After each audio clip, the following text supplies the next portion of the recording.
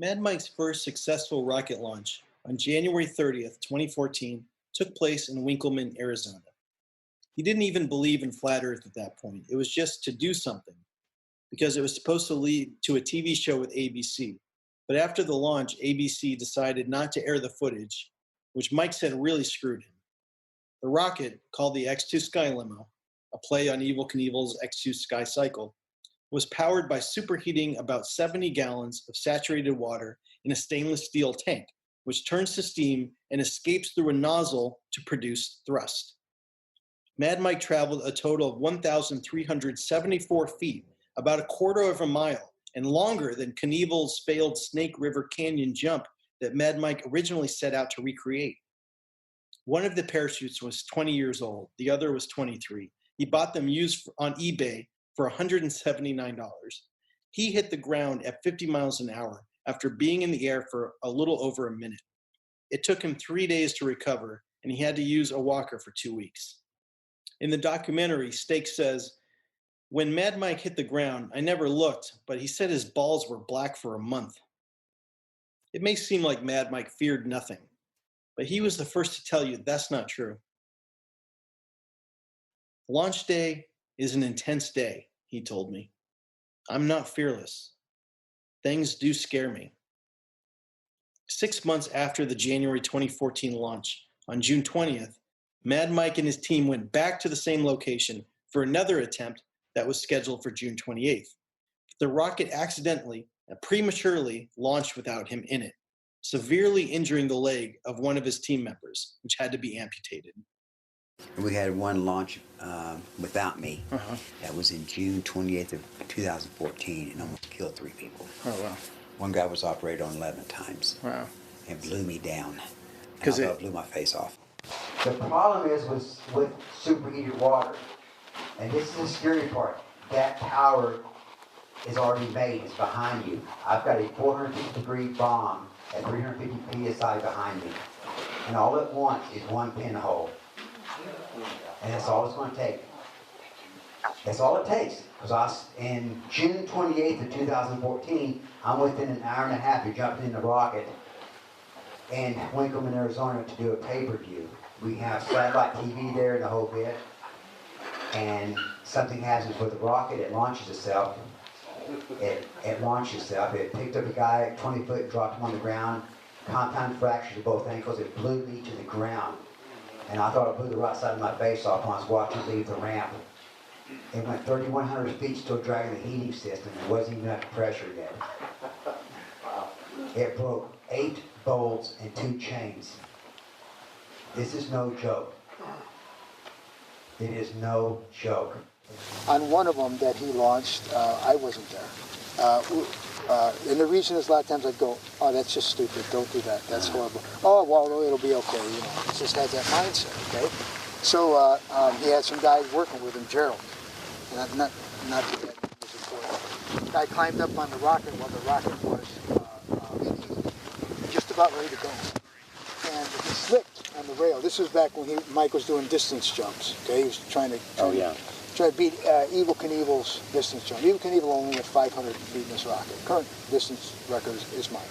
So anyway, Gerald was on top of the rocket. So he slipped, and as he fell against the rocket, he grabbed one of the tail fins and he fell like this. And what happened is that broke the seal on the rocket. The rocket instantly launched. When it launched, it cut both his feet off, Gerald's feet. The thrust took Mike and hit him in the face and knocked him down and pinned him in the dirt with the steam. The rocket took off. It went up, they say a half a mile or so, because it had no weight, no guy's weight in it, nothing. Turned around and came down like a bomb. And that whole rocket was 14 feet long. I can show it to you. And basically, it's just a cylinder about that. And did you get injured on both times that you went up? Yeah, I was killed the first time. That was when you broke your back? No, that's when I had internal injuries. I didn't want to go to the hospital then. I had hit really hard. The parachute was disintegrating on the way down. Mad Mike built a new rocket called the Liberty One for $20,000 and scheduled a new launch for Saturday, November 25th, 2017. He ultimately built 6 or 7 rockets. This time it was in a new location in California's Mojave Desert. And this time the rocket, with a fresh coat of Rust-Oleum paint and the words "Research Flat Earth" splayed across it, was set to launch off a mobile home he bought on Craigslist for $1,500 and modified into a ramp. But the Bureau of Land Management wouldn't let him launch or even land on federal land. And he also ran into more mechanical issues. So the launch was delayed to early February. On February 3rd, 2018, Mad Mike attempted another launch in front of spectators, but the rocket failed to ignite. Stakes had to go back and pull Mike out of the rocket while it was armed and ready to blow. In the documentary, Mad Mike said, "That was my worst fucking nightmare." His second successful launch took place shortly after 3 p.m. on March 24th, 2018. This time, the rocket blasted off on private property in Amboy, California, a ghost town on Route 66. Albert Okira, the founder of the Juan Pollo restaurant chain, which has 28 stores across Southern California and one of the sponsors of Mad Mike's launches, purchased Amboy wholesale in 2005 for $425,000. After BLM gave Mad Mike guff, Okira gave him permission to launch in his town, a former gold and silver mining region founded in 1859 and unfounded in 1984 when the completion of Interstate 40 stole the town's tourism. Like Waldo Stakes, Albert Okira, who also owns the original McDonald's restaurant location in San Bernardino, is yet another example of the strange and fascinating cast of characters that surrounded the strange and fascinating Mad Mike. That launch propelled the rocket, this time with Mad Mike strapped in it as planned, 1,875 feet into the air. Liberty One's trajectory was straighter than the first attempt, but its descent clocked in at 350 miles per hour, and he deployed one parachute, which was slightly delayed, and then another. He crash landed again about 1,500 feet from the launch ramp, this time breaking his back. The nose of the rocket was designed to brake and absorb an impact of 45 to 50 miles per hour, which it did, probably saving his life. He broke his back 3 times, twice during limousine jumps and once during the second successful rocket launch. Technically, it was a compressed vertebrae. To me, he alluded to a head injury from his first rocket launch crash landing that he declined to elaborate on. Well, I broke my back 3 times, but this is the last time. Did you, just in the rocket alone? No, twice in limousine jumps and now in the rocket once. I saw that video and you were like, I broke my back. And I know. Like, how did you know? Well, because I broke so many bones. I know what it feels like. I didn't know how. See, I didn't know how many. I knew I had a compression fracture. I never had a compression fracture before. But see, I felt my back bend. That's what I was worried about. I felt it bend. I've never felt my back bend before. I felt an arm bend once and didn't break at a crash. Oh my. Felt it bend. How's it doing now? My back hurts every day. Describing what it physically feels like to be launched at that speed, Mad Mike said your mind cannot keep up with what's happening to your body, that you think you're still leaving the ramp when really you're already in the clouds. What does it feel like to be launched at that speed? You can't keep up with what's going on. Mm-hmm. Your body cannot keep up with what's happening to it. Right. I mean, as soon as you touch that button, it launches, you think you're already 200-300 feet up in the air. Mm-hmm. And it's just pinning you back. But taking that risk is what separates daredevils from most people. For him, in terms of his goal of being famous, the risk for glory was worth it. But I taught myself, taught everything. Right. Am I a genius? No. 137 IQ. It's not even high IQ. That starts at 141. Actually 140. And did you self-taught on how to build a rocket and all of that? Yeah, with the research. And I'll sacrifice. Most people not sacrifice their free time. They won't sacrifice how to learn about the court system and everything else. Well, I will. Well, and you risk your life doing it too. Yes, yeah. Most people will not roll the dice. Do you get nervous about the most recent it's scary. Yeah. What precautions do you take, like, that you've learned from your last times to, like, ensure your safety? Where it flies straighter, where it make systems a little safer, you know. We're going to launch a 350 pressure this time, which makes it more thrust, but I think it'll give me a lot more altitude. I think I have better chutes this time. Mad Mike's third rocket launch attempt was originally scheduled to take place in April 2019 in Slab City, California. That got pushed to May 18th, the Saturday before his Flat Earth conference in Vegas. Then conference planning got in the way, so he pushed the launch to August 11th. He and his team set up the rocket in Amboy, 4 miles east of Roy's Motel and Cafe, a beige wasteland of heat boil terror nightmarescape, according to his PR guy, Darren Shuster, accompanied by reporters, spectators, and the Science Channel crew. It looked as if everything was a go, but it was not to be that day, because the water heater they bought off Craigslist for $325 failed. Space.com reported that he was treated for heat exhaustion. It was in the triple digits that day. Then they got delayed again the next weekend, and then again the next weekend. So basically, for the people that know, I actually tried to launch in August.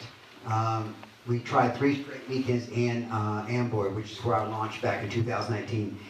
I was actually in the rocket, I think it was the first weekend of August, it's 115 degrees. And it's my idea to do this, okay?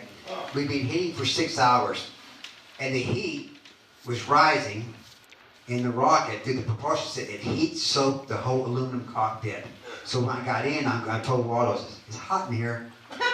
It's not hot. Okay, I thought, I'm going to touch it. I'm going to John Wayne. I'm going to tough it down, okay? Yeah, right. So I get in the thing, and then I start burning my back on the seat. Well, the seat is shouldn't be hot, okay? And then my shoulder starts heating, and then I start feeling the seat belt or shoulder harness burning me. I said, and the canopy's not even on me yet. I said, I'll be dead in 5 minutes. And it's going to take another 10 minutes to get launched. Because when you're in this thing, you know, I never worked on a real NASA rocket, but this thing of mine, you get down in it and your legs are up, okay? So now you're pulling yourself up and pushing down so you can even get in the seat. And then you got to buckle everything up. So it takes a lot just to get yourself in position. So, yeah, so anyway, and then after that, the next 2 weekends, we started having O-ring problems. Yeah. O-ring, yeah. And I've eliminated all the O-rings now. I took the system was inside the propulsion system. I now moved it outside. Now I've got the launch system behind the rocket now with the actuator, and the plunger goes in the backside instead of through the rocket. Yeah. So I designed my own launch system on the back of the stem to launch a steam rocket. Yeah. It wasn't until February 22nd, 2020, that Mad Mike finally launched himself for the third and final time.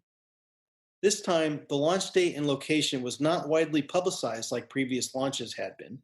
I only learned about it because I saw him speak again at the Adventurers Club of Los Angeles on January 30th, 2020. All he said was that he would be launching on February 22nd near /X off Highway 247 near Barstow. Launch vehicle for the next rocket launch, which is February 22nd. Put that on your calendar right now. Coming up soon. What date? Coming up soon, yeah. It's going to be in Barstow. It's a secret location. So, on the morning of February 22nd, my wife and I drove out to /X, a biker bar and cafe that sits in the middle of the desert. Mike texted me that they were having generator problems and that it was 50-50 whether the launch would happen. We couldn't find the launch site, so we ordered lunch at /X, and I asked the waitress if she knew where the launch site was. Luckily, she had seen Mike's team move the rocket into place a couple days before. She gave us loose directions, and we found the site. There were about 50 excited spectators, including a few kids. The Science Channel television crew was there to capture it all on film for the upcoming show, Homemade Astronauts. Waldo said that the show will still air this August, and that he's going to film another episode with them soon. At the Adventurers Club in January 2020, Mad Mike said he almost didn't sign the contract for the show because one of the production companies attached to the project, World of Wonder, WOW Productions, has the RuPaul show.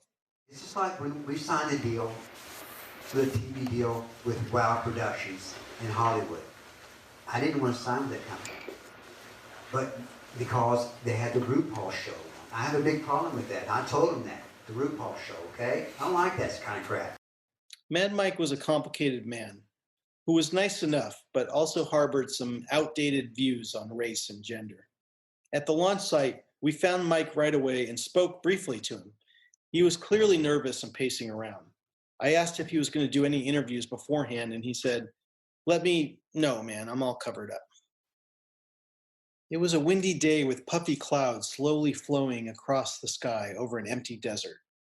The rocket was freshly painted with, of course, the words Research Flat Earth and the logo of a new sponsor, HUD, New Zealand's casual, swipe-free, commitment-free dating app, along with its tagline, "Dating isn't rocket science." Despite the conspiracy theories and the headline-grabbing story of a flat earther launching himself into the sky in homemade rockets, Mad Mike surprisingly struggled to secure consistent, sufficient sponsorship. He's had a few sponsors back away because of his support of Flat Earth. Before the launch, his team huddled and prayed. Waldo Stakes came over to the spectators and told us, They come back and kill you, okay? That is first thing right now, it's a bomb, but as soon as we launch, it's going to be a missile. They can come back, the wind could catch it, it could flip, come back and destroy your car. Do not run for your cars, just watch for the rocket and stay the hell away from it. Run away from it as you see it come down. You'll have time, okay? Once the parachutes come out and it hits the ground, okay, nobody approaches the rocket until, especially if the safety people do this, okay? If they do that, I want anybody near the rocket, because maybe there's stuff you shouldn't see, okay? But if he's okay, they're going to give me the fists up, okay? I asked him how high Mike was planning to go. He paused, turned to me, and said, "Real high." He didn't know how right he was. Mike got suited up and gingerly climbed into the cockpit. Waldo sealed up the cockpit and he and his team ran away from the rocket. I started filming on my phone.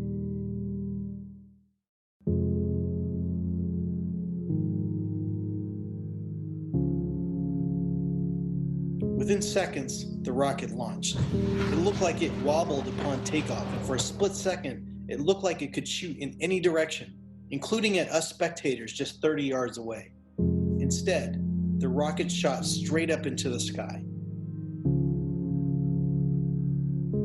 A parachute immediately became loose and got caught in the rocket's thrust before detaching and landing in some bushes several yards away. The rocket carved a large arc into the windy, partly cloudy sky, then curved away from the spectators and nosedived directly into the desert floor, about half a mile away from the launch pad, as people in the crowd wailed. The experience was so surreal, it was almost cartoonish. Mike himself had labeled himself the human Wile E. Coyote. My wife and I had spent time with Mike. We interviewed him in his home. I spent a year writing and thinking about this guy, and now we watched him die right in front of us. It was kind of horrific. Everyone watching was stunned. The Science Channel crew was overdue for a dinner break and didn't know what to do. Members of Mike's team rushed out to the crash site and returned empty-handed minutes later. Waldo showed the crowd where the rocket hit the steel ladder and said he tried to tell Mad Mike not to use the ladder, but he had insisted. Originally, Waldo thought that upon takeoff, the rocket hit a steel ladder that Mike had insisted, against his team wishes, be attached to the launch ramp to make it easier for him to get into the cockpit. A parachute can was ripped off the rocket and the parachute prematurely deployed. Later, Waldo said that a pneumatic cylinder had damaged the nozzle, causing the rocket to jolt to the right. We'll hear from him later about exactly what he thinks went wrong. Either way, Waldo suspected Mike was knocked unconscious or had a heart attack upon takeoff because he couldn't be reached via radio and he didn't deploy 3 other parachutes that were on the rocket. There it is right there. See that? Is there a mark? Is there a mark? Yeah. That's it right there. In that box. Waldo? See it? Yeah. Is he okay? No. No, it's not You're good. going to have to bury Mike. That's the way Daredevil's got. It's over. He's done. You know, he was an atheist. You know that? He was an atheist. He was always arguing with me that Still got that wrong. there's no God. He knows now. Show everybody. Guarantee it. He has his answers now. Absolutely. He knows now. That's what happens to Daredevil sometimes. When I didn't want him to do this flight, like I told you. So he kept doing it. He was going to do the rocket boat. He's going to do all this shit. I'm like, dude, let's just do the space shot. And I didn't expect this. But then who does? What we believe happened was we put up this stair setup, okay, to make it easy to get in the rocket. We didn't like it because sometimes the rocket can come up and go bouncing and bounce up the rail, okay? You got about well, you got that much bounce. Okay? You can bounce that much, okay? And so what happened is we were arguing with them, and we were cutting pieces away. I don't know if you saw us earlier. We were cutting pieces away and cutting pieces away, trying to give them something to not hit. But still hit.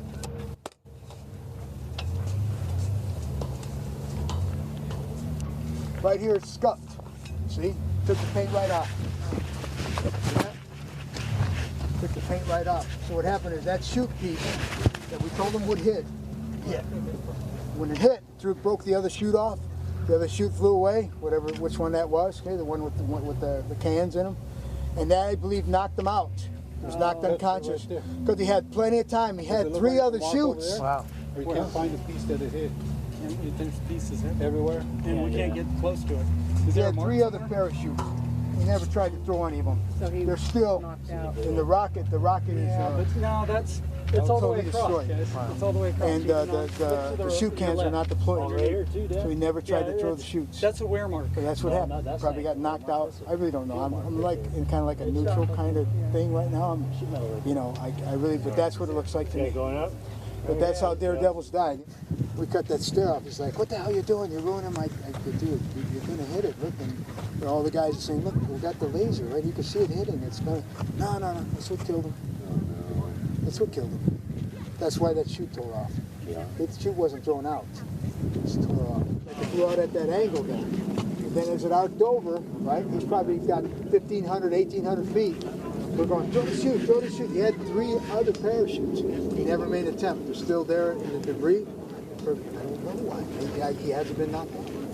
I don't know why. I don't have an answer. We'll never know. But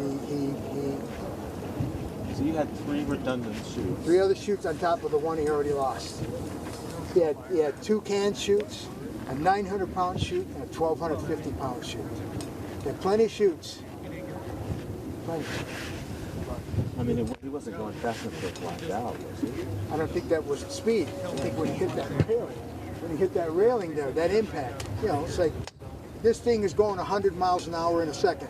By the time you hit that thing, we were doing 100 miles an hour. So imagine you're in a car, and you go head on 100 miles an hour. He probably was not. Plus the dashboard is here, so it'll bend you right over. I would guess that he was knocked out, and that he couldn't come to. You know what I mean? In time, because he went all the way up. You saw it. And it arced over, came down. It was coming down really slow. If I knew at those speeds, it looked slow, but it's going very, very fast. I'm not going to say how hard he hit the ground, but that rocket isn't this big. Okay, all smashed up. Okay? So you don't want to go over there. You don't want to see any of that stuff. Let's just remember him as he was. He was a daredevil. Everything you see there, the amazing structure. It took him about 1.5 years to build. He built it all by himself. Yep. The guy was amazing. But he was a NASCAR fabricator. He wasn't like some crazy guys. I hope you leave with good memories of Mike. He's a good guy. He really was. Heck of a character. It wasn't a bad guy, man. He was a great guy. He just had no vices other than he wouldn't listen to you. I texted Mike's PR guy of 17 years, Darren Shuster, who was in New York for an unrelated matter, and told him that Mike didn't make it. Darren responded that Mike was one of a kind. When God made Mike, he broke the mold. He was a true American stuntman who lived to push the edge. He wouldn't have gone out any other way. Then I posted the video of the launch to Twitter, and it went viral with 5 million views in 3 days, garnering significant national and international media attention. I was quoted or mentioned in hundreds of articles across the country, and my video played on all the nightly network news shows.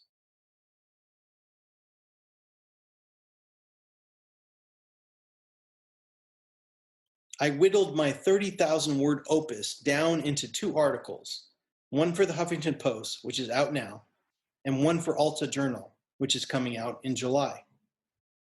I'm really proud of those 2 articles, and I hope you'll go read them.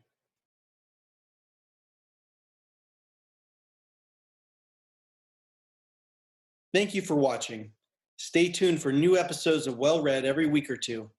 You can find this show on YouTube and PasadenaMedia.org. I'm Justin Chapman signing off. Learn more about my work at JustinDouglasChapman.com. And remember, a life well read is a life well spent. So go read a book. Till next time.